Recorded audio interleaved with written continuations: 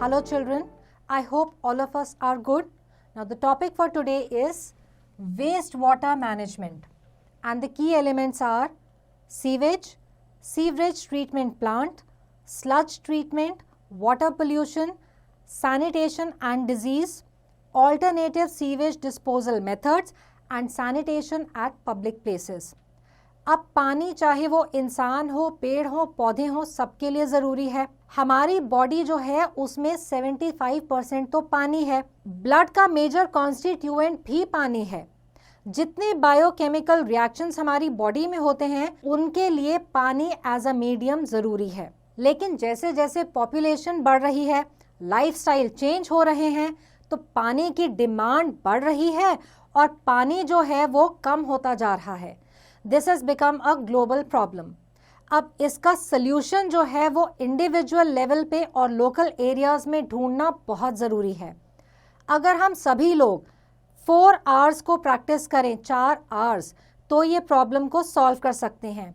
अब ये 4 आवर्स क्या हैं? अब पहला है रिड्यूस, यानी कि पानी का यूज़ कम करिए, सिर्फ उतने ऑप्टिमम लेवल तक करिए कि जिससे वेस्टेज ना हो। नेक्स्ट आर है रीयूज़। जो वेस्ट वाटर है उसको ट्रीट करके अलग पर्पसेस के लिए यूज़ करिए। जैसे कि जो इंडस्ट्रियल वेस्ट वाटर है उसको ट्रीट करके दोबारा से इंडस्ट्रीज में ही यूज़ किया जा सकता है। थर्ड आर है रिसाइकल। जो पानी है उसको रिकवर तो किया नहीं जा सकता, लेकिन उसको रिसाइकल किया जा सकता है। जैसे कि आपने जब ग्लास में पानी पिया और कुछ बच गया तो बचे हुए पानी से इंडोर प्लांट्स को पानी दे सकते हैं। फोर्थ आर है रिचार्ज। रेन वाटर हार्वेस्टिंग या इस तरह की अलग अलग टेक्निक्स यूज़ करके ग्राउंड वाटर टेबल जो है उसको रिचार्ज कर सकते हैं। Now we come to sewage. जितने तरीके का लिक्विड वेस्ट है जिसमें ज़्यादातर पानी होता है उसको सीवेज कहते हैं। ये घरों में, इंडस्ट्रीज़ में, हॉस्पिटल्स में, ऑफिसेज में, जगह जगह पे ये वेस्ट वाटर निकलता है। जो रेन वाटर है जो कि रोड से बह करके या हमारे घर की छतों से बह करके डर्ट और हार्मफुल सब्सटेंसेस को कैरी करता है, ये भी सीवेज में आता है। अब सीवेज जो है इसमें यूजुअली बड़े सारे इम्प्योरिटीज़ होती हैं। इनको हम कहते हैं कंटामिनेंट्स। अगर इन कंटामिनेंट्स को हटा दिया जाए तो सीवेज वाटर को भी यूज़ किया जा सकता है, पीने के लिए नहीं लेकिन अलग पर्पसेस के लिए। सीवेज जो है वो 2 टाइप्स का होता है। फर्स्ट है डोमेस्टिक सीवेज। घर का जो सीवेज है उसमें एनिमल्स या फिर जो ह्यूमन बीइंग्स हैं उनके faeces, urine, kitchen waste, soap, detergent और डिसइंफेक्टेंट्स होते हैं। नेक्स्ट हमारा आता है इंडस्ट्रियल सीवेज। इंडस्ट्रियल सीवेज में ज़्यादातर बहुत ज़्यादा टॉक्सिक या पॉइजनस केमिकल्स, एसिड्स, अल्कलाइज और मेटल्स होते हैं। सीवेज में फॉस्फेट, नाइट्रोजन और अलग अलग टाइप के माइक्रोब्स भी होते हैं जिनसे कि डिसेंट्री, टाइफॉइड, कॉलेरा या फिर हेपेटाइटिस जैसे बीमारियां होती हैं। Let us now look at the sewerage system. अब घरों में या इंडस्ट्रीज़ में जो सीवेज प्रोड्यूस होता है वो एक पाइप सिस्टम के थ्रू, सीवर जिसे कहते हैं, उससे वो सीवरेज सिस्टम में जाता है। ये जो पाइप्स हैं ये आपस में बड़ी सारी लिंक्ड होती हैं और एक नेटवर्क सा फॉर्म करती हैं। ज़्यादातर सीवर पाइप्स जो हैं वो अंडरग्राउंड होती हैं। अब जो सीवेज है इसको ट्रीट करके दोबारा रीयूज़ करने के लिए सेफ बनाया जा सकता है या फिर इसको ट्रीट करने के बाद लेक्स और रिवर्स में रिलीज किया जाना चाहिए। अगर रॉ सीवेज डायरेक्टली रिलीज कर दिया जाए तो वाटर पोल्यूशन और ज़्यादा सीरियस हो जाएगा। तो रेगुलर क्लीनिंग और मेंटेनेंस जो होनी होती है सीवर पाइप्स की, उनके लिए मैन होल्स बनाए जाते हैं जो कि 50 से 60 मीटर्स डीप होते हैं। जनरली ये आयरन या कंक्रीट से कवर्ड होते हैं। और जो सीवर लाइंस होती हैं ये सीवेज को सीवेज ट्रीटमेंट प्लांट तक लेके जाते हैं। The water which comes out of this plant is called effluent. Now let us look at the sewage treatment plant और waste water treatment plant. Sewage में अलग अलग टाइप के इम्प्योरिटीज़ होते हैं। कुछ ऑर्गेनिक होते हैं जैसे कि खाने का वेस्ट या फिर फीकल मैटर या फिर यूरिन, सोप या फिर डिटर्जेंट्स। इनमें नाइट्रेट और फॉस्फेट जैसे इनऑर्गेनिक मैटर भी होते हैं। फिर इनमें बैक्टीरिया, प्रोटोजोआ, वायरस टाइप के माइक्रोब्स भी होते हैं। ज़्यादातर सिटीज़ में सीवरेज सिस्टम होता है जिससे कि जो सीवेज है, घरों का वेस्ट वाटर है, वो ट्रीटमेंट प्लांट में पहुंचाया जाता है।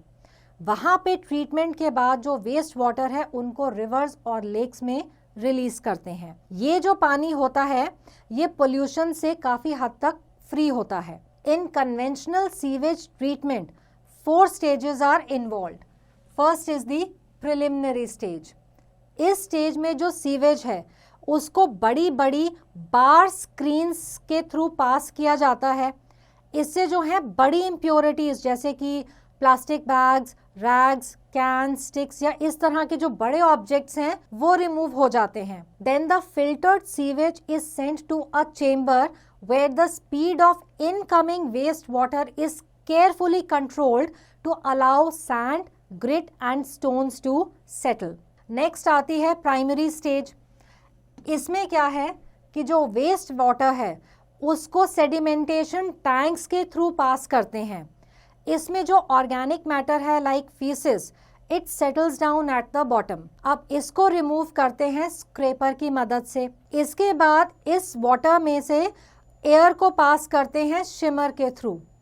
अब जो बबल्स फॉर्म होते हैं ये सस्पेंडेड फ्लोटेबल मैटर इनमें होता है जैसे कि ग्रीस और ऑयल, इसको रिमूव कर दिया जाता है। और जो रिमेनिंग लिक्विड है उसको कहते हैं क्लैरिफाइड वाटर और इसको फिर सेकेंडरी ट्रीटमेंट के लिए आगे सेंड करते हैं। Then comes the third step which is the secondary stage. Now this is a biological process where the organic matter is broken down by the action of natural decomposers like bacteria to release biogas which can be used as a fuel or to produce electricity. इसको कहते हैं activated sludge system. अब जो bacteria, protozoa या worms हैं ये organic matter को खाते हैं और क्लम्प्स में ह्यूमस लाइक मटेरियल को फॉर्म करते हैं जो कि बॉटम में या नीचे सेटल हो जाता है। Then comes the tertiary stage और final cleansing and disinfection stage. At this stage water is removed from the top, compressed air is passed through it and disinfectants such as chlorine and ozone gas are added to kill the microorganisms. Thus, treated water is finally released into natural water bodies like lakes and rivers. Now, let us look at sludge treatment. During the sewage treatment, impurities are settled down at the bottom. ये जो settled impurities हैं इनको sludge कहते हैं। अब जो sledge है इसकी ट्रीटमेंट कैसे होती है? First, raw sludge is put into large air tight tanks called sludge digesters. In the absence of oxygen, anaerobic bacteria break down the organic matter. The byproduct of this process is biogas, जो कि eco-friendly fuel है और electricity produce भी करता है। जो treated sludge है इसमें बहुत सारे न्यूट्रिएंट्स होते हैं, इनको सुखा करके ऑर्गेनिक फर्टिलाइजर्स बन जाते हैं। Now let us look at water pollution. Earth पे पानी के बिना लाइफ पॉसिबल ही नहीं, और पानी अगर ढंग से हम इसको यूज़ करें तो बून है, लेकिन अगर ढंग से ना यूज़ करें तो हमारे लिए कर्स है। Our major rivers like Ganga and the Yamuna receive tons of untreated sewage daily, thereby making water unfit for drinking and other domestic uses. इसलिए क्या ज़रूरत है कि इन कंटामिनेटेड सब्सटेंसेस को निकाल दिया जाए, क्योंकि ये बड़े हार्मफुल होते हैं। इनसे वाटर पोल्यूशन होता है और जो कंटामिनेटेड वाटर है इसी के वजह से बहुत सारी महामारियां फैलती हैं और बीमारियां फैलती हैं जैसे कि जॉन्डिस और कॉलेरा। अब सॉल्यूशन जो है पोल्यूशन का वो क्या है? डाइल्यूशन। मतलब कि Small amount of sewage is discharged into the flowing water body. Purification occurs as a natural process, but the large quantities of sewage generated by cities cannot be purified by natural processes. This makes it necessary कि आप उसको पानी में फेंकने से पहले purify करें. So the various kinds of chemicals present in sewage may poison the water, killing fish and other wildlife. Indiscriminate use of pesticides in higher than recommended quantity is a major cause of groundwater pollution in some districts. Now given below are a few ways to prevent water pollution. सबसे पहले non degradable products जो होते हैं जैसे कि glass, plates, plastic etcetera, उनको कभी भी ड्रेन में नहीं फेंकना चाहिए क्योंकि इससे पाइप्स में एक तो फंस जाते हैं और ये आर्टिकल्स दोबारा अदरवाइज यहाँ ना फेंके तो रीयूज कर सकते हैं.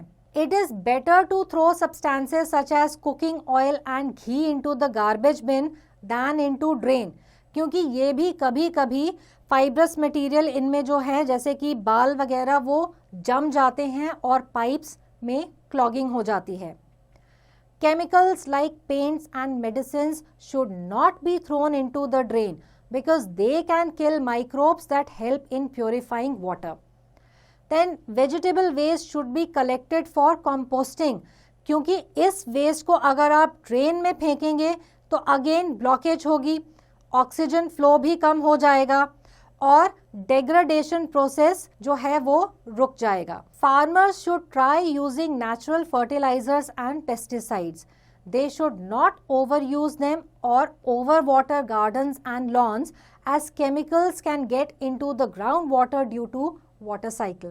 Do you know about carbon footprints? You might have heard of carbon footprint. It is the amount of carbon dioxide released in the environment as a result of human activities. It is a mark we make upon the planet Earth. The lesser the carbon footprint, the better it is. We can contribute to reduce our carbon footprints by the following steps. Try to cover the short distances by walking or cycling instead of using automobiles.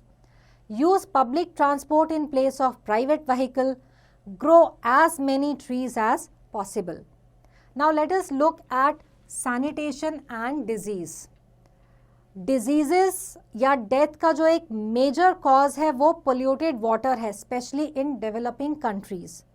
हर साल developing countries में हज़ारों बच्चे जो हैं वो victim होते हैं water borne diseases के, जैसे कि डायरिया, कॉलेरा और टाइफॉइड. अब क्योंकि हमारी कंट्री में ज़्यादातर रूरल बैकग्राउंड है और ज़्यादातर विलेजेस में प्रॉपर सीवेज सिस्टम नहीं है, तो ऑलमोस्ट 700 मिलियन पीपल जो हैं उनके पास घरों में टॉयलेट्स ही नहीं हैं. 60% पॉपुलेशन जो है इंडिया की वो ओपन में, खुले में जाकर के डेफेकेट करते हैं, जैसे कि फील्ड्स में या कि ड्राई रिवर बेड्स में या कि झाड़ियों में या फिर रोड साइड पे.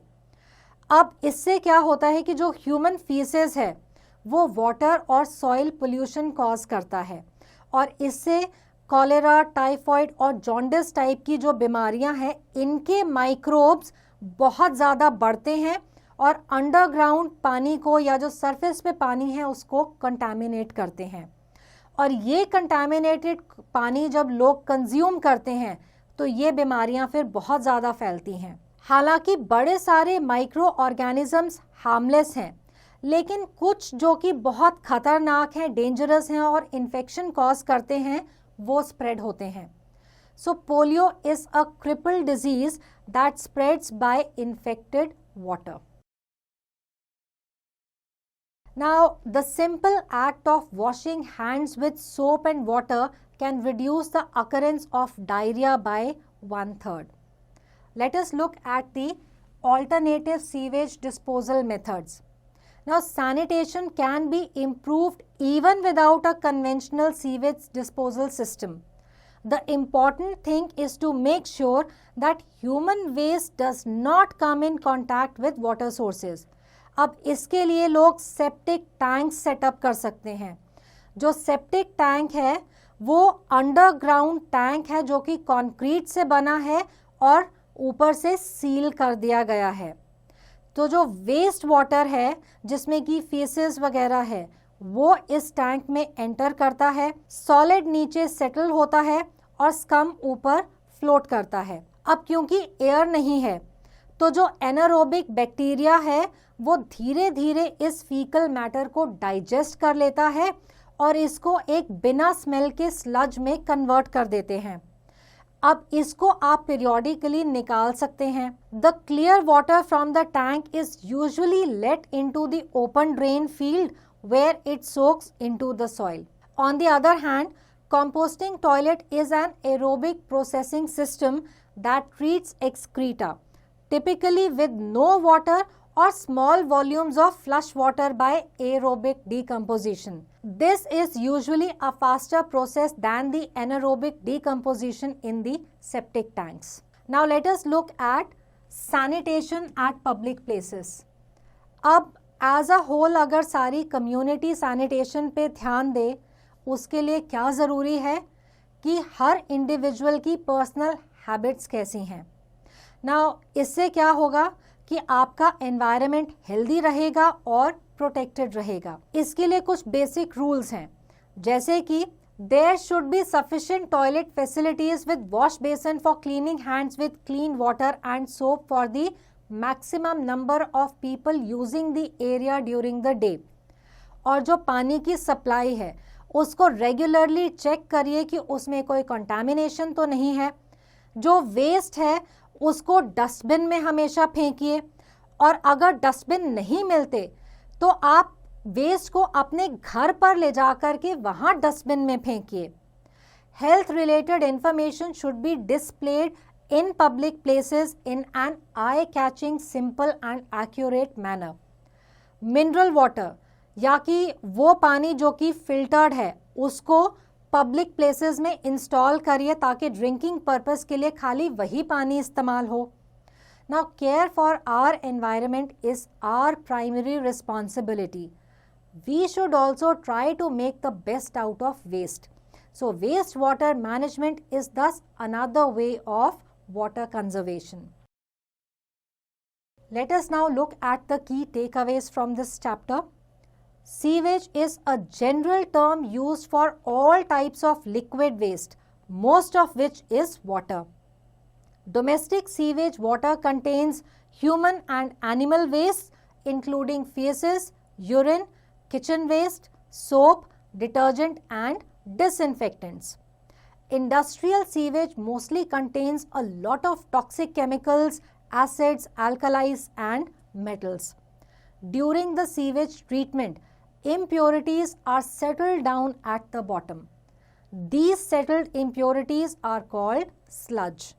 The contamination of undesirable substances in water that brings very harmful changes in the characteristics of water is called water pollution.